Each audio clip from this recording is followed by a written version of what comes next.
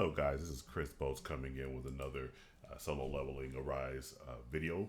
And today what I want to go ahead and talk about is the new upcoming character that's going to be coming into solo leveling arise. Her name is Esil Radiru, and she is going to be a fire based hunter. And the question that's going on around in the community now is whether or not if you're going to go ahead and roll for her. Now, whenever it comes to rolling for any of the characters within the game, it's always going to be a personal preference as to whether or not you're going to roll. And generally that personal preference comes down to how many draw tickets that you have right here. So right now I have about 12, and I've been putting most of my draw tickets into powering up my Thomas Andre. I haven't gotten that many Akari rolls or anything like that. Light is the light element in the game is pretty stacked as it is, but the thing about the fire element is this, in my view, it's one of the more weaker elements in the game. There isn't a lot of help that that's within the fire group here. Now, my ultimate unit that I use quite a bit is Emma Laurent.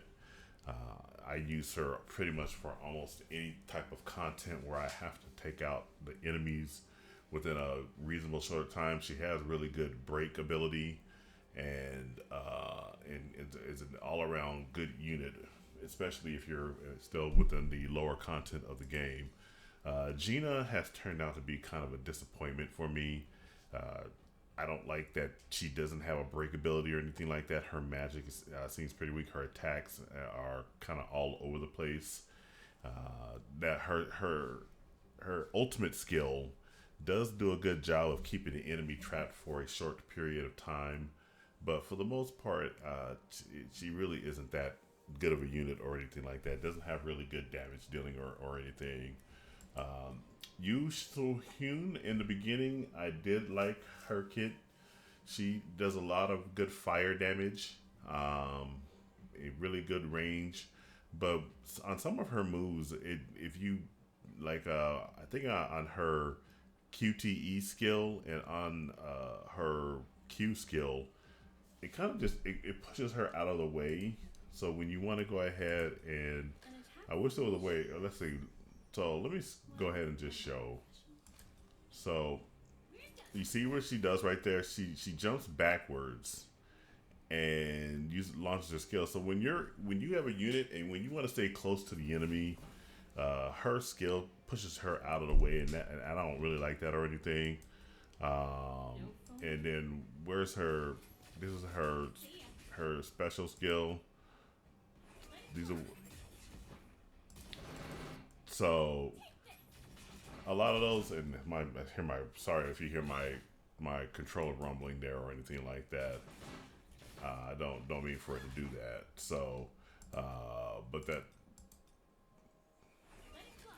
and so so she really is not she's okay. She does pretty okay damage, but I think a lot of her moveset really makes her unoptimal to be able to team up with a lot of the characters, especially if you want to stay in a close combat.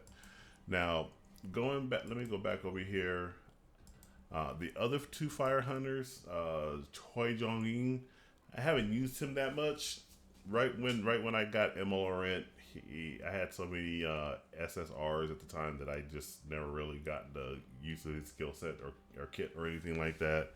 And of course, the SR Song Chiul, there's no reason to even use him or anything like that. So, for me, when it comes to where I'll go ahead and roll for the new character, Esil Radiru, for me, I think I'm gonna go ahead and try to at least get one. And I will, before I actually do that, what I will do is I'll go ahead and they do allow you to be able to preview the hunters before you actually go in there and roll for them.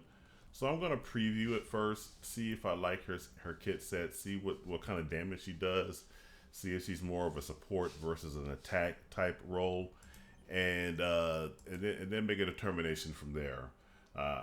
I have enough to probably get at least one copy of her, and then from there we'll see if that's one that I want to go ahead and integrate. But the fire overall, I think the fire element needs to be buffed. It really is the one that has gone by the wayside.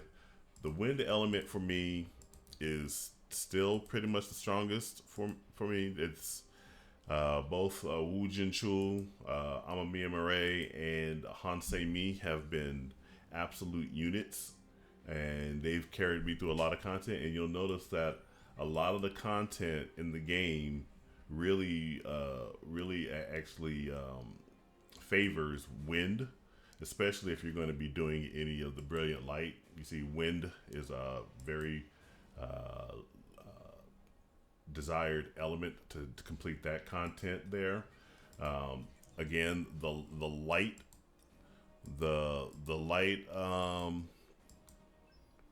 element stack. Thomas Andre is the strongest character in the game right now. Pair him up with Akari or with Byung Hae, and you're gonna have some really good results. Go Gung Hee, he's an absolute unit, does really good break damage. And Cha Hain, her ultimate skill really can do a lot of damage. And even Bayek here, Yonhu Bayek, he has really good break damage and really good damage potential if you use him properly. So the fire element overall, the dark, and then of course I did miss out on the water and the dark. I don't think there's that big of an issue with those there. Maylin Fisher and Alicia Blanche both are really good units to have. Soya Jiru kind of fell to the wayside because it's better damage dealers than she is. And then as for the dark, I can't really say much on the dark. I really do like both Harper and Charlotte. They pair well together.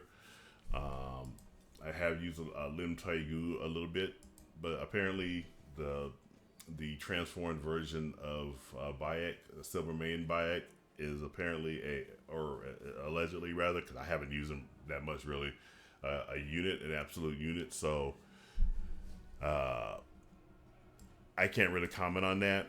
But overall, the fire, however, it's just, I don't know. I think it needs at least a buff or a really good character to come into the game, and hopefully Esil turns out to be that. Yeah, I'm gonna test her out first. Then I'm gonna go ahead and roll on her. And just remember that when it comes to rolling for any of these characters, make sure you stay within your budget. Make sure it's within your means. Don't go hog wild. A lot of the SSRs that are in the game can really carry you through a lot of the in-game content. Even if you do the SRs properly, you can actually go ahead and go far with them if that's all you're currently at right now. So don't feel that you need to absolutely get Esil. Only roll for her if you have the means to do so and everything, and just remember to be responsible when you're doing that. So that's my thoughts on the entire issue. What are your thoughts? Are you guys going to be rolling for Esil? Are you going to go ahead and buy it, let it go by the wayside for the time being, and save those essence stones for another character?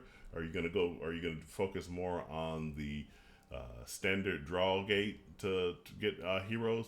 Let me know in the comments, and be sure to like and share this video if you want more content like this, and subscribe and turn on post notifications so you will be notified when I next go live or when I post a video. Thank you very much. This is Chris Bolt signing off, and I'll catch you in the next video. Have a good one.